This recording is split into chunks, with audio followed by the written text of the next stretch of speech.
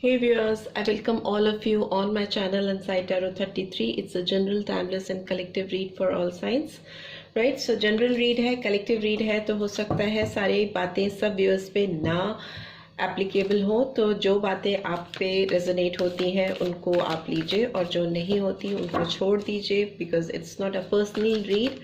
ठीक है. और आज की रीड में जानेंगे कि आप दोनों के बीच में कौन सी ऐसी वजह है जिसकी वजह से आप दोनों एक नहीं हो पा रहे हैं या आप लोगों में रीयूनियन नहीं हो पा रही है. रीजंस क्या है.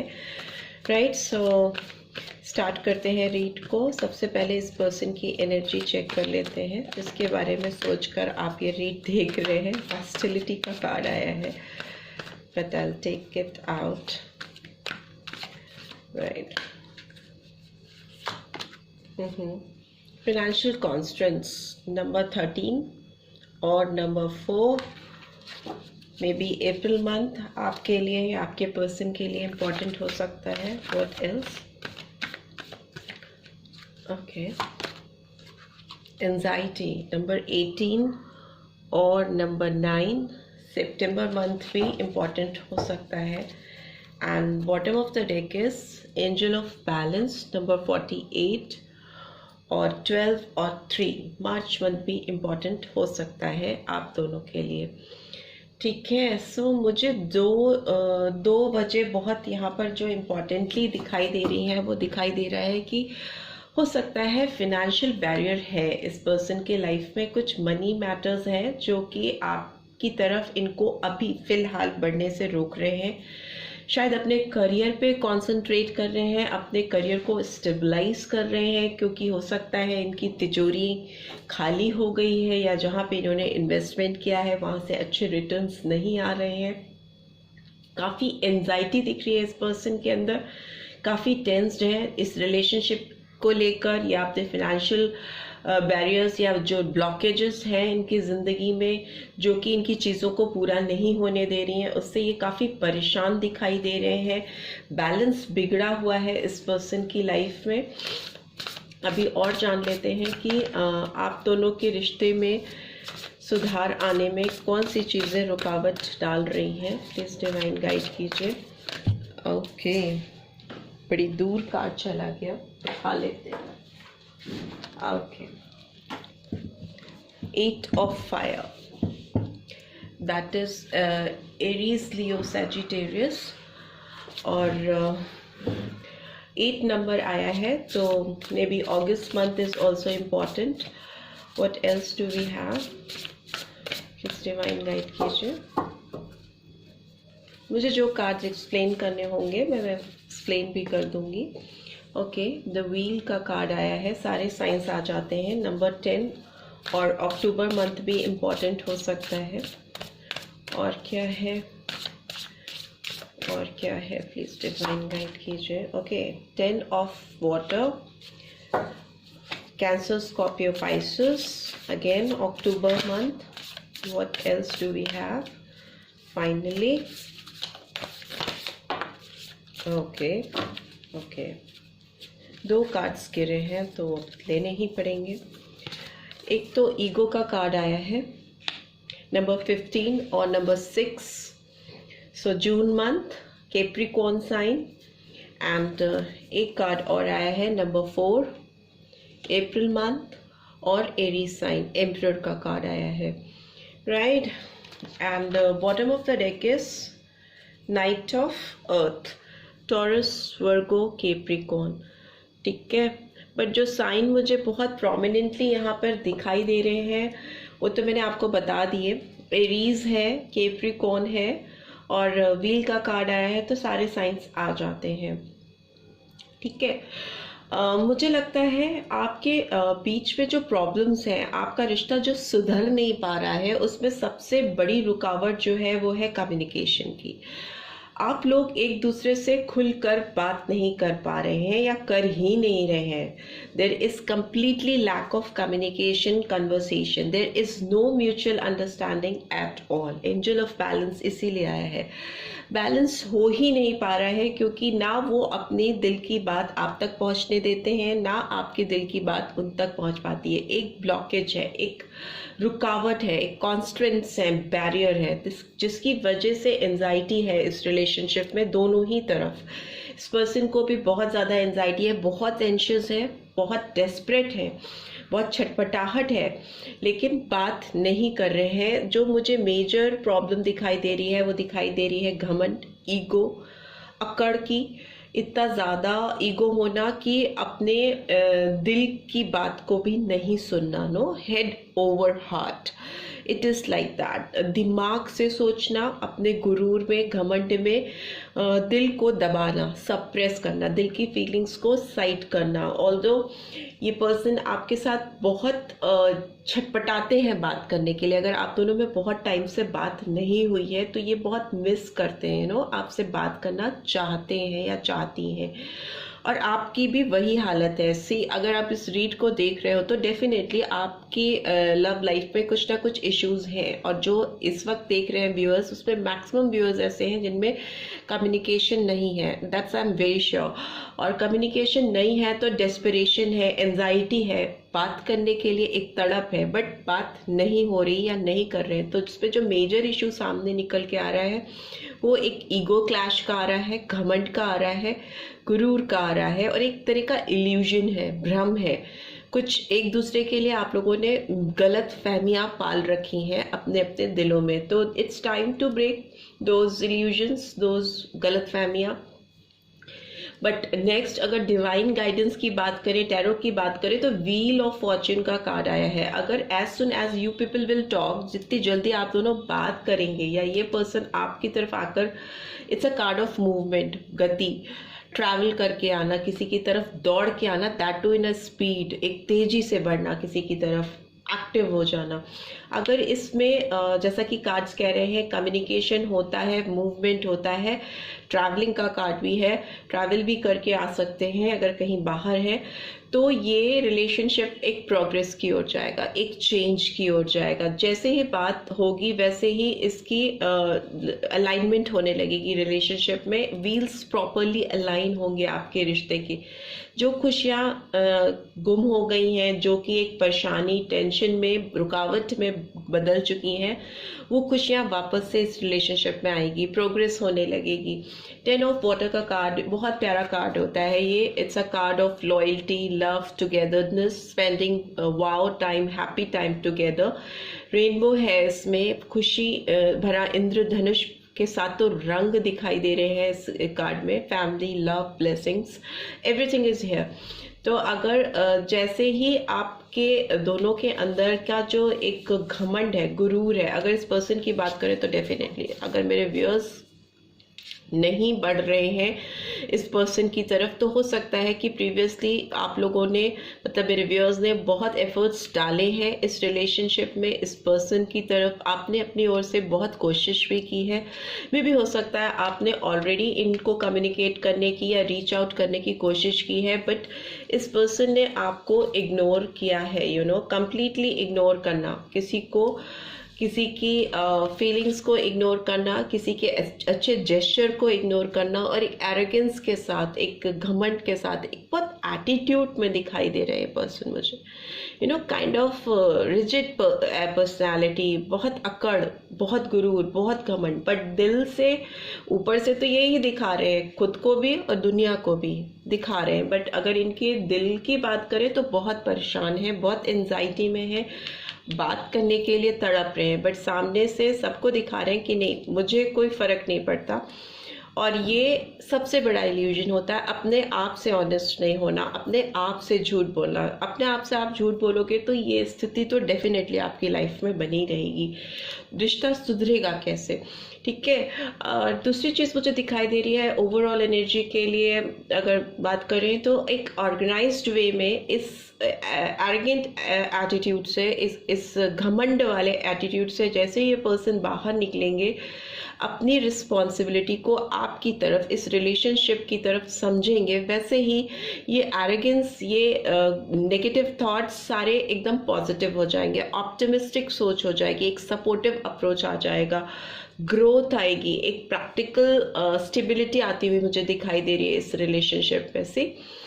डीप इन देयर हार्ट बहुत सेंसिटिव है, बहुत आपको फील करते हैं, मिस करते हैं, आपकी प्रेजेंस जो थी इनकी लाइफ में वो इनको बहुत एक नॉस्टैल्जिक फीलिंग में मुझे दिखाई दे रही है पर्सन। किसी को देखकर उसको निहारना, उसको अप्रिशिएट करना, हो सकता है आपको देखते हो, फॉलो करते हो, आपकी तस्वीर, फोटो या जो भी चीज़ें हैं, या पास्ट में कुछ हो सकता है इनके पास कुछ मैसेजेस हो, उसको ये देख देख कर आपको याद करते हुए या करती हुई मुझे दिखाई दे रही हैं।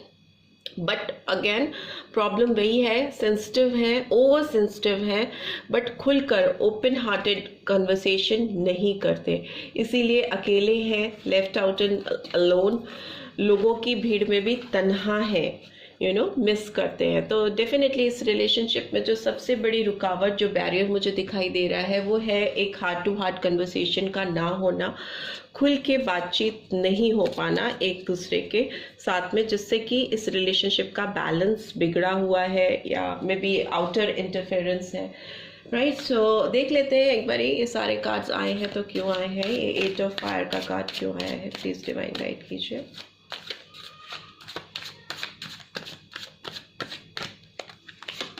सी 7 ऑफ पेंटिकल्स, एक तरफ 8 ऑफ फायर है, दूसरी तरफ 7 ऑफ पेंटिकल्स है।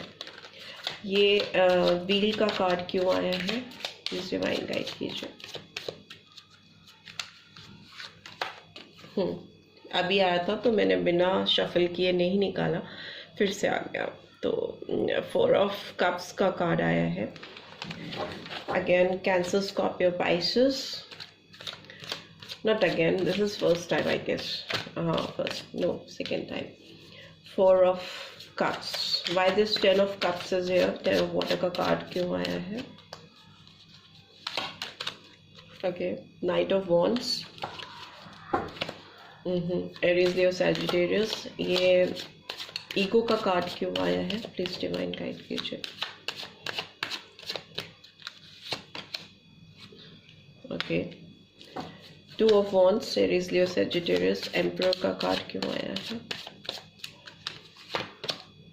Okay, Queen of Wands, Aries, Leo, Sagittarius, and bottom of the deck is 7 of Cups, Cancer, Scorpio, Pisces। देखिए, एक तरफ तो ये आपकी तरफ कम्युनिकेशन करना चाहते हैं, बहुत एंशियस हैं, जानना चाहते हैं आपकी ज़िंदगी में क्या चल रहा है, आपकी उनके लिए क्या सोच है, कहीं आपने उनको प्यार करना बंद तो नहीं कर दिया, कहीं आपने उनकी परवाह करनी बंद तो नहीं कर दी। मे भी हो सकता है आपने भी इस पर्सन को रिस्पॉन्स देना बंद कर दिया है, बहुत ज़्यादा चांस दिया आपने इस पर्सन को, बहुत सारे ट्राई किए, बट एट लास्ट आपने गिव अप कर दिया है। तो अब इनको बहुत क्यूरियोसिटी हो रही है, बहुत एंशियस हो रहे हैं कि आपकी लाइफ में क्या चल रहा है, जानना चाहते हैं। बट वही बात है कि घमंड से गुरूर को, अपनी अकड़न को कैसे तोड़े। 7 ऑफ पेंटिकल्स दिखाता है किसी पर्सन का इंतज़ार करना, बहुत ज़्यादा इंतज़ार करना। ये पर्सन जब से आपसे अलग हुए हैं, जब से आप लोग सेपरेशन में हैं, ये पर्सन आपका इंतज़ार करना इन्होंने बंद नहीं किया है। इनको लगता है कि you will definitely go back, come back in their life.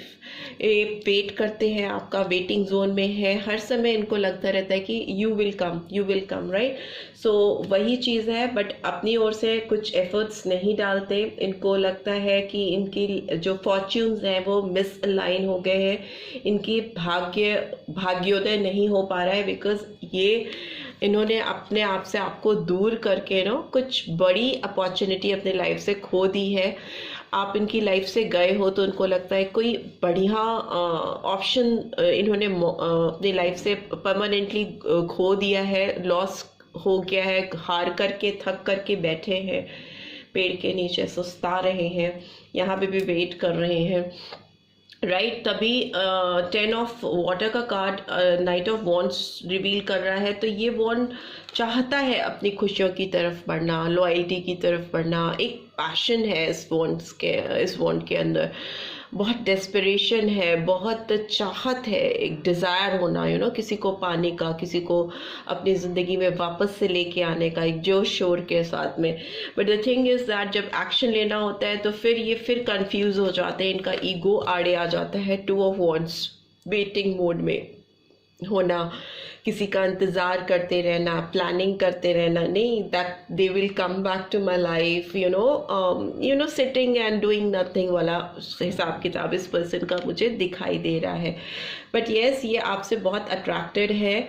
आपके जैसा इनको कोई भी टिल नाउ कोई भी ऐसा पर्सन नहीं मिला है जो इनके दिलो दिमाग पे इस कदर हावी हो जाए जिस तरीके से आप इनके दिलो दिमाग पर हावी रहते हो। आपकी जो एनर्जी है, आपकी जो वाइब्रेशन है, इसको ये पर्सन बहुत मिस करते हैं। इनको लगता है कि आप दोनों मिल कर के जो पेयर बनाते हो वैसा पेयर कहीं नहीं मतलब इन्होंने अपनी लाइफ में शायद ही देखा हो। आप इनको बहुत कॉम्प्लीमेंट करते हो और ये शायद आपको बहुत कॉम्प्लीमेंट करते हैं। शायद perfect sort of couple you make together. वो सारी चीज़ें इस पर्सन को पता है, एहसास है कि आप कितने, आपकी मैनेजरियल स्किल भी बहुत अच्छी हो सकती है, बहुत प्रेजेंटेबल आप हो सकते हो, मे भी बात करने में, दिखने में एक अलग ही शाइन है आपके अंदर, एक अलग ही आपका ऑरा है जो कि लोगों को अपनी ओर अट्रैक्ट करता है। सेम दिस पर्सन ऑल्सो, ये भी बहुत अट्रैक्टेड फील करते हैं आपकी तरफ। आपसे दूर रह के भी आपकी यादों को नहीं भुला पाते हैं, पाते हैं तभी इतने एंशियस एंजाइटी में है कि कैसे अपनी ड्रीम वुमेन को या ड्रीम गर्ल को वापस से अपनी लाइफ में पा लें। आपकी प्रेजेंस इनके लिए बहुत इम्पॉर्टेंट रखती है। ओके, बहुत ज़्यादा इम्पॉर्टेंस है आपकी प्रेजेंस का इनकी लाइफ में। बट बहुत भ्रमित हैं, इनको लोग बहुत मिसलीड करते हैं। इस रिलेशनशिप को स्पॉइल करने वाले, there are so many spoilers in this relationship. इनको मिसलीड करते हैं, इनको आपके लिए भड़काते हैं। आपकी तरफ जब भी ये मूव करने की कोशिश करते हैं तो तरह तरह की अनरियलिस्टिक चीज़ों में इनको फंस जाते हैं जो कि जेन्युइनली सरफेस पे है ही नहीं, भ्रम है। 4 दिन की चांदनी फिर अंधेरी रात वाला हिसाब किताब है, जो फैक्ट्स है ही नहीं, जो कि इनको परमानेंट हैप्पीनेस दे ही नहीं सकते। वैसे इल्यूजन्स में खो करके खुशियाँ ढूंढना, उस तरह की अप्रोच इस पर्सन की मुझे दिखाई दे रही है। लोगों की बहुत सुनते हैं, तरह तरह के ऑप्शंस ढूंढते हैं अपने आप को बिजी रखने के लिए, अपने आप को आपसे डाइवर्ट करने के लिए।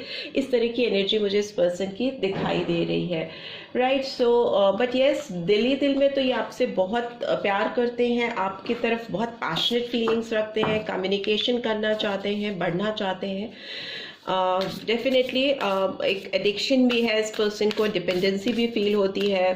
बट कब तक ये अपने इल्यूजन को, अपने भ्रम को ब्रेक कर पाएंगे, लोगों की सुनना बंद करेंगे और अपनी अक्ल लगाएंगे, ये बहुत कुछ टाइमिंग्स पे डिपेंड करता है। बट आपके लिए एडवाइस देख लेते हैं, क्या एडवाइस है टैरो के थ्रू, सॉरी मोनोलॉजी कार्ड के थ्रू क्या एडवाइस है मेरे व्यूअर्स के लिए।